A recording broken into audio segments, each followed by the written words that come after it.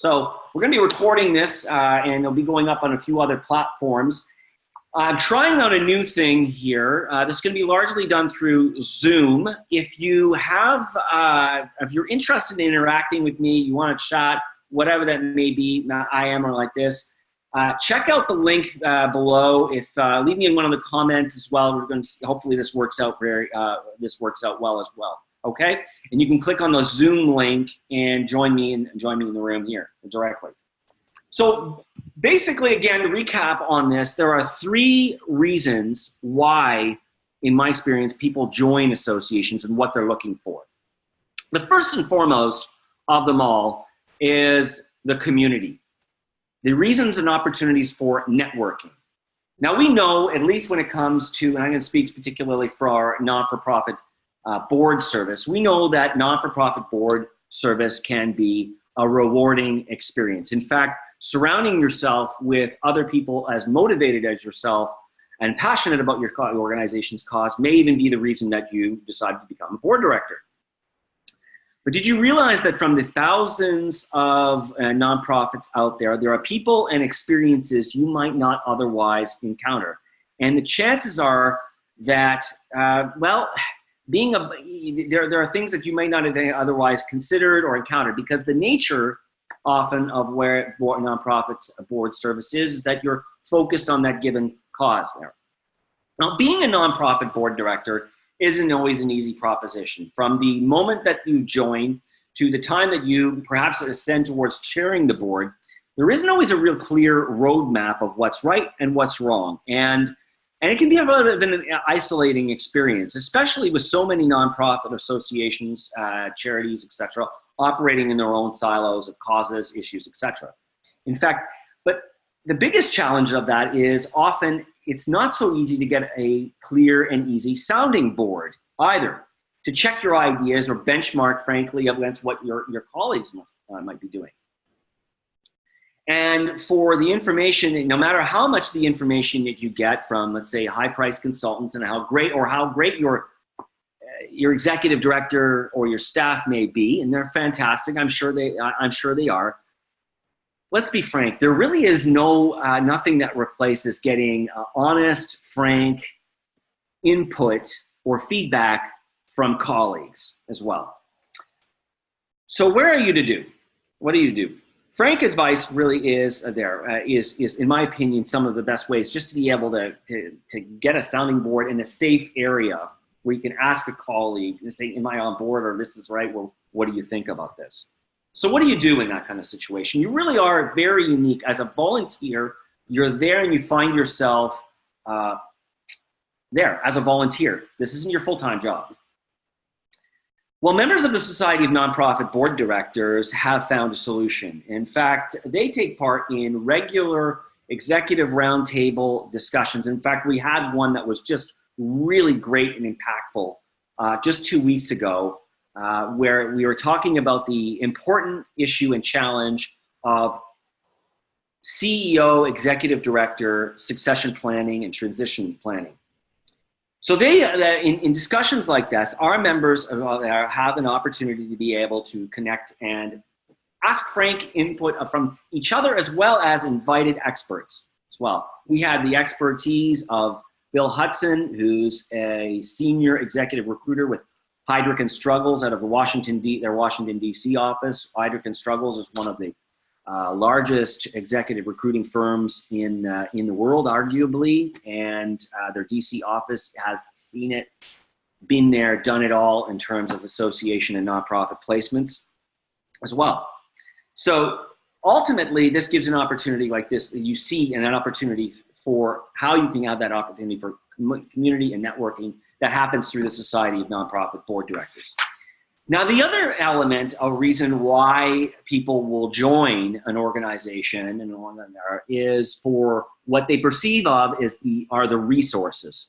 Now, we know that nonprofit, again, board service can be a rewarding experience, but sometimes having the information you need in a quick and readily accessible format can be a challenge. And if you're like most board directors, you've got a lot on the go between your family commitments, your career commitments, and not least, your other personal and volunteer commitments as well. And often board service is just one more demand on your time. So to give you an example of what I mean by this and how you get this through this example, let me give you an imaginary person. Let's call her Cindy. Now, let's imagine Cindy is a busy professional, and between her full-time career, her family commitments, and her board service, perhaps on a national association, a national nonprofit, she's often left overwhelmed, and by the time it's ready for her to chair her next board meeting, how do I run this thing? I don't have a lot of time to become an expert, a guru in running a meeting. How do I do this intelligently? And then we move this along with the discussion is moving along. We're advancing on our mission, and this is an interesting experience. So since she's left, she wished she could really be satisfied in understanding what her role is and how can she better. And you know what? She's not alone. According to the studies that I've done, at least, for example, at Stanford University's Graduate School of Business, 46% of directors, nonprofit board directors, have little to no confidence. The data they review accurately measures the success of the organization of which they're overseeing. Moreover, 2/3 or 69% of nonprofit board directors said their organization has faced a serious governance-related crisis or challenge in the last 10 years. Things may be going great right now, and I wish you well. But as I confided in another executive director number 2 weeks ago, it says, and he'd been in his career of the last 10 years, I said, you know what, my friend, you were bound to have a problem at least once in your career where you face a governance challenge, and lo and behold, he did. It happens to the best of them, all right? So what is Cindy, a person like Cindy, supposed to do?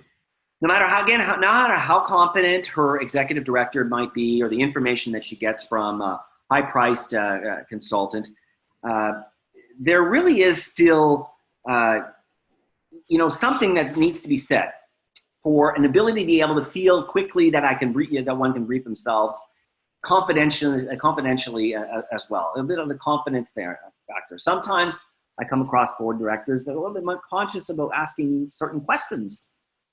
They do that of the executive director. They might be thought of as not knowing the job, or perhaps questioning the integrity of the executive director, when really they just want to get a sense of it for themselves. So a person like Cindy will, through her membership of the Society of Nonprofit Board Directors, can log in to the member site of the society and access a library of articles, white papers, and recordings of all our roundtables and other videos, etc., that are available to members of the society only. And now, instead of always wondering whether or not she's got the information on hand or if the board meeting package is really sufficient enough, well, she's got quick, accessible information to go ahead on this. Now, the final and third element about this is about the heart, honestly. Why do people do this? When I ask people, why do you put yourself through the burden, if you will, of your time being sucked up by volunteer board service? They say, Mark, I have a passion and a desire to want to be able to give back somewhere. All right.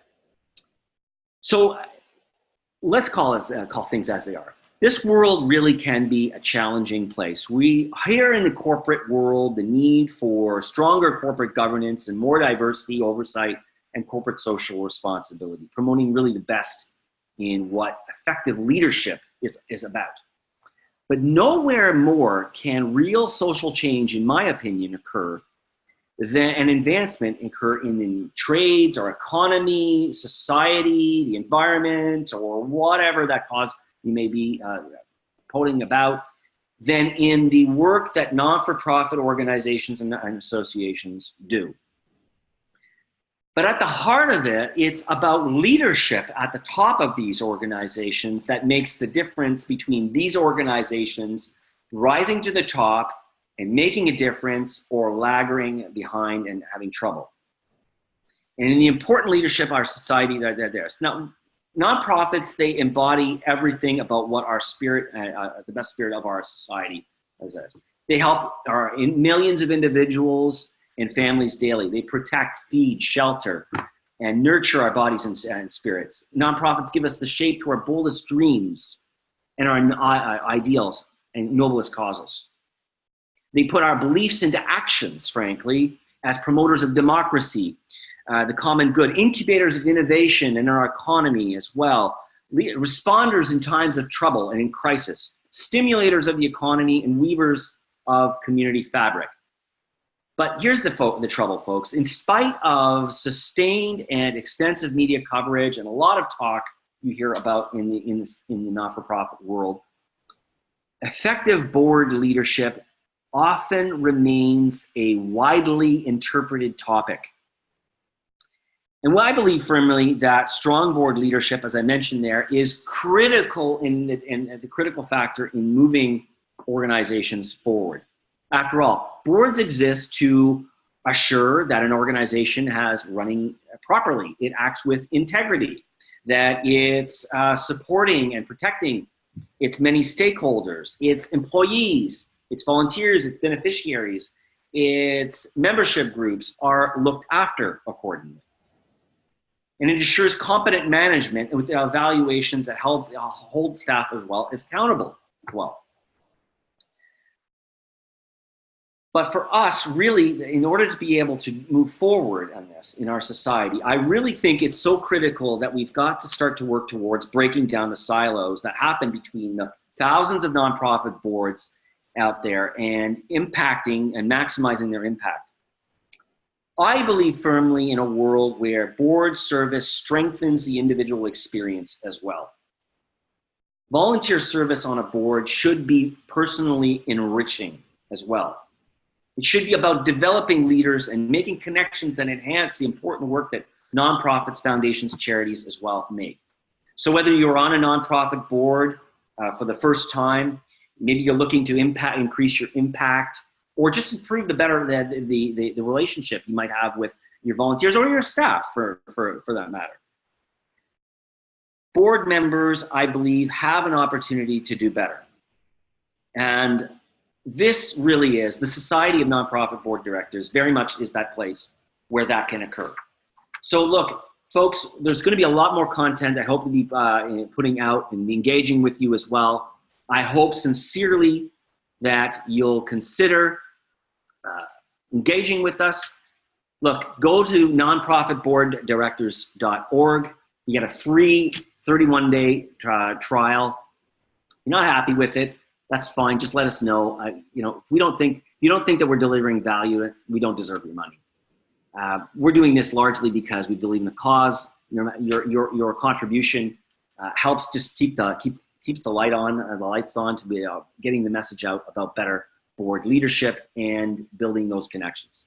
So thanks everyone for connecting with us, and well, onward and upward, as I like to say.